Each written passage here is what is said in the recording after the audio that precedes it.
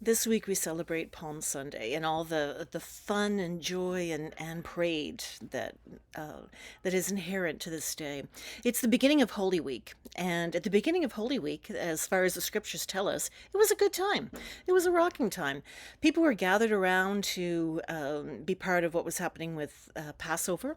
So people from all around the known world who had a Hebrew tradition, and even some of the curious, came to Jerusalem to be part of this. This also brought the Roman soldiers. It brought a lot of people who were in the structure of the Hebrew culture. A lot of Pharisees came in. Sadducees that were there were probably joined by others. Who knows? But that it was a large crowd. The city population just bloomed. Anything was possible. Anything could have happened. Everybody was on guard, but still being really celebratory. This is one of the big feasts of the year where everybody was expected to come to Jerusalem and make sacrifices at the temple.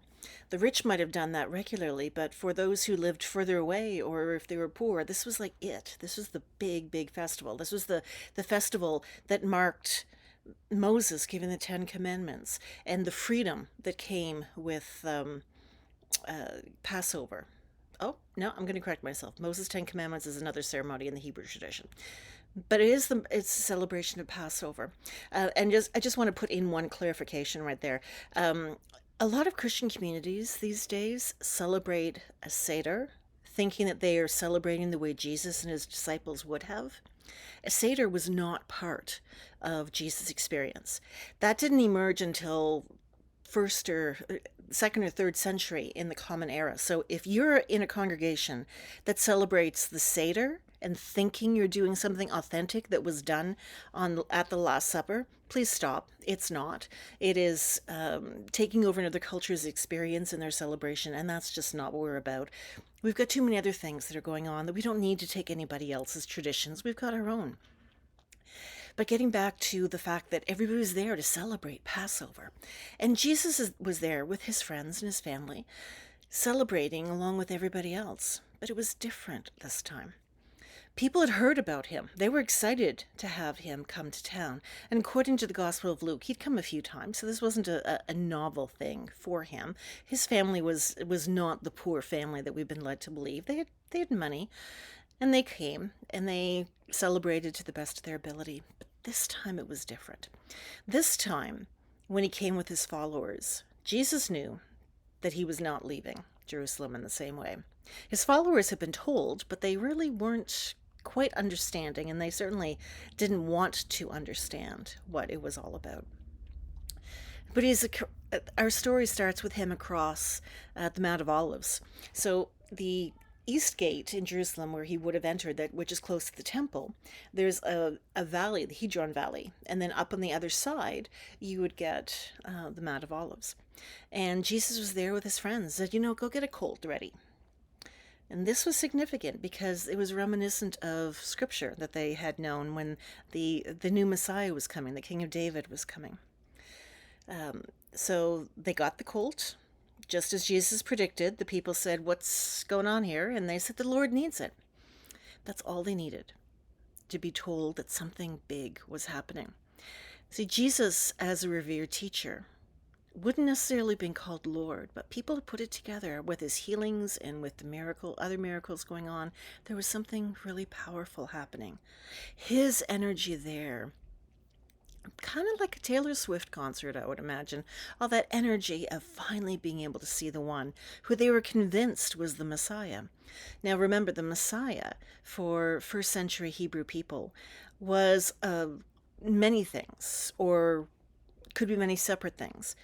But what they all had in common is that they were there to bring freedom to the Hebrew people and get rid of the Romans, either through means of being a king, a warlord, a leader of the military, both, neither, inspiring that person, any combination. They were all on the table. But the one thing that they would count on is that Jesus was going to bring the land of Israel back to Israel.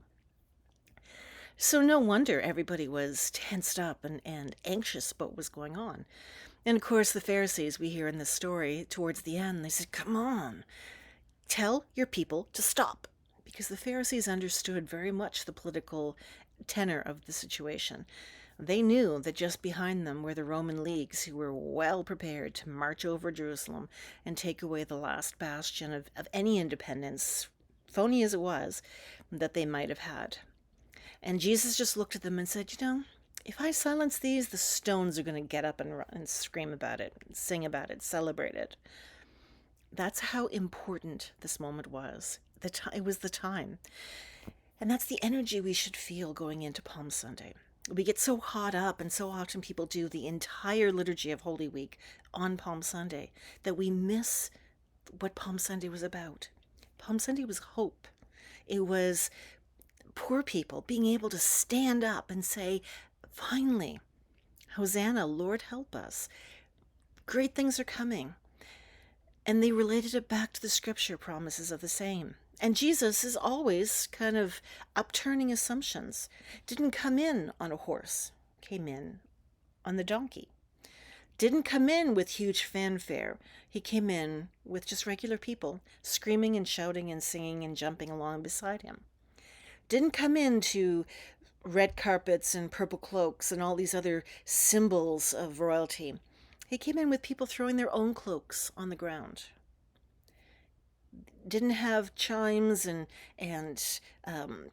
huge signage, or there's a name for them, those things that you hold up and shake around when royalty was coming. Didn't have any of that. Had palm branches, leaves that people took off the trees as they're walking by.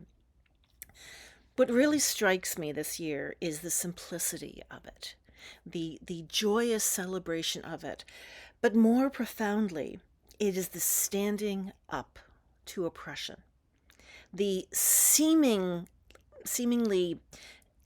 incapable, insurmountable, larger nation that was oppressing them, and these people stood up. This year, 2025, you feel that a little deeper in many parts of the world. You must feel it in Ukraine. You must feel it in Israel and Palestine, the Middle East. You must feel it here in Canada too. When nations get so big and so powerful and so dictatorial that they think everybody else should do things their way. And sometimes it's simple acts that stand up as resistance, and change happens. Now, I'm not going to compare what's going on in Canada with what's going on in Ukraine or the Middle East. That would be terribly self-centered of me. But the energy is similar. The energy of standing up. And that's what these people were given. The opportunity. They really believed that the person who was going to make the biggest difference in the world was right in their midst, was right with them, was there to tell those in power and authority they were done. It was over. The New World Order was about to begin. And the thing of it is, they were not wrong.